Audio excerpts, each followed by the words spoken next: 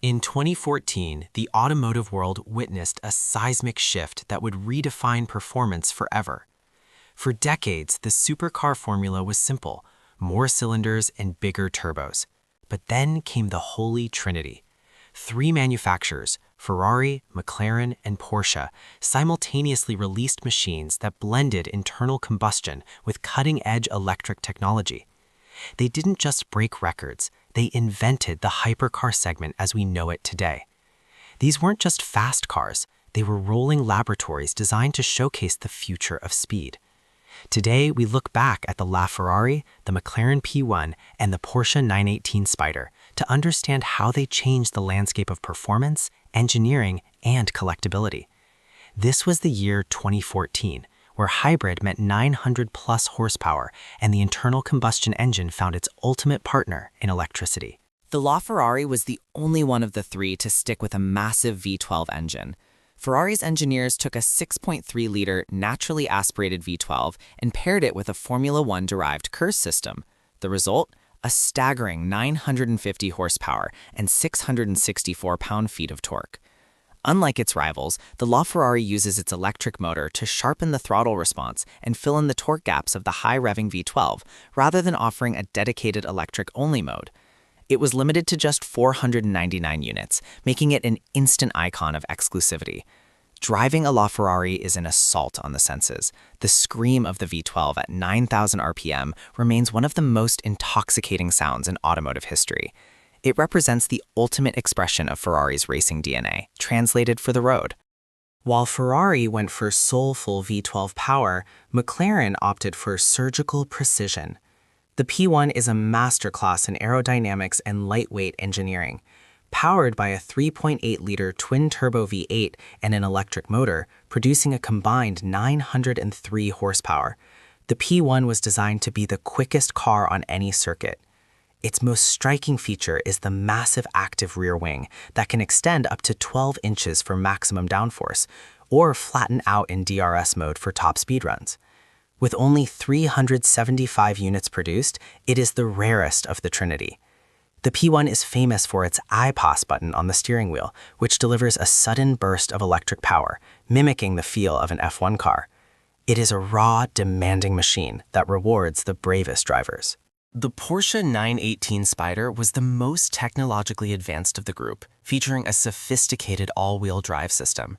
It used two electric motors, one on the front axle and one on the rear, paired with a high-revving 4.6-liter V8 derived from Porsche's RS Spyder LMP2 race car. This setup produced 887 horsepower and a mind-blowing 944 pound-feet of torque. Because of its AWD system, the 918 was the king of the standing start, clocking 0 to 60 mile-per-hour times as low as 2.2 seconds in independent testing. It was also the most usable of the three, offering a significant electric-only range for silent city driving. Porsche produced 918 units, and it was the first production car to break the 7-minute barrier at the Nürburgring, proving that hybrid tech was the key to ultimate lap times. When you put these three together, the numbers are staggering. The LaFerrari is the horsepower king at 950, but the Porsche 918's 944 pound-feet of torque gives it the edge in pure acceleration. The McLaren P1 sits in the middle with 903 horsepower, but dominates in power-to-weight ratio thanks to its extensive use of carbon fiber and monocage chassis. In terms of top speed, both the LaFerrari and P1 claim figures north of 217 miles per hour, while the 918 tops out at 211 miles per hour. However, speed isn't just about the straight line. The 918's Nürburgring time of 6 minutes and 57 seconds set a benchmark that took years for other manufacturers to beat. These cars represent three different philosophies on how to achieve the same goal: absolute performance dominance. Beyond the hybrid powertrains, the Holy Trinity pushed the boundaries of material science. Each car features a carbon fiber monocoque, a structural tub that is incredibly stiff yet lightweight. The McLaren P1's monocage includes the roof structure and intake snorkel as part of the frame. Aerodynamics were equally revolutionary. The LaFerrari utilizes active flaps in the front and rear diffusers that adjust automatically based on speed and cornering force. The 918 uses its PAA, Porsche Active Aerodynamics, to adjust rear wing angles and front underbody flaps.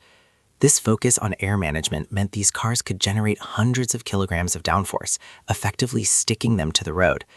This level of integrated aero is now standard on modern supercars, but in 2014, it was revolutionary. For prospective buyers and collectors, maintaining these machines is an exercise in precision and deep pockets. The complex hybrid batteries are the primary concern. In the Porsche 918, battery replacement can cost upwards of $30,000, and the car requires specialized technicians trained in high-voltage systems. The LaFerrari's KERS system is integrated deeply into the V12 powertrain, meaning major service often requires the removal of the entire rear subframe. McLaren P1 owners must deal with the complexity of the hydraulic suspension system, which allows the car to lower significantly in race mode, but requires regular fluid checks and nitrogen charging. These are not cars you take to your local mechanic. They require factory-authorized service centers and climate-controlled storage to maintain their value. If you were lucky enough to buy one of these cars at launch in 2014, you've seen a massive return on investment. The Porsche 918 Spyder originally retailed for around $845,000. Today, clean examples fetch between $1.8 million and $2.2 million. The McLaren P1 has seen similar growth, often trading for over $1.7 million. But the king of the market remains the LaFerrari. With its Ferrari pedigree and limited production, prices have soared to between $3.5 million and $5 million for the coupe, and even more for the open-top Aperta. These cars have transitioned from being the latest it thing to foundational pieces for the world's most prestigious car collections. They represent a turning point in history that collectors are desperate to own. The legacy of the Holy Trinity can be seen in almost every high-performance car released in the last decade. The technology pioneered in the 918 trickled down into the Porsche Taycan and the 911 Turbo S. Ferrari took the lessons from LaFerrari to create the SF90 Stradale, a car that offers more performance for half the price. McLaren used the P1's aero and hybrid knowledge to develop the Artura and the Speedtail. These three cars proved that electrification wasn't just for efficiency. It was the key to unlocking a new level of driver engagement and speed. They destroyed the myth that hybrids had to be boring. Every time you see a modern hybrid supercar, you are looking at the direct descendant of the Holy Trinity. The year 2014 was a lightning in a bottle moment. It is rare for three rival manufacturers to release such similar, groundbreaking products at the exact same time. The LaFerrari, the P1, and the 918 Spyder gave us a glimpse of the future while honoring the past. They remain the benchmarks for what a hypercar should be: beautiful, technologically superior, and terrifyingly fast.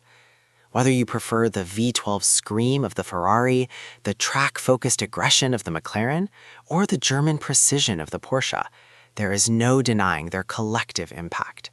They changed performance forever, and they will likely remain the most important trio of cars of the 21st century.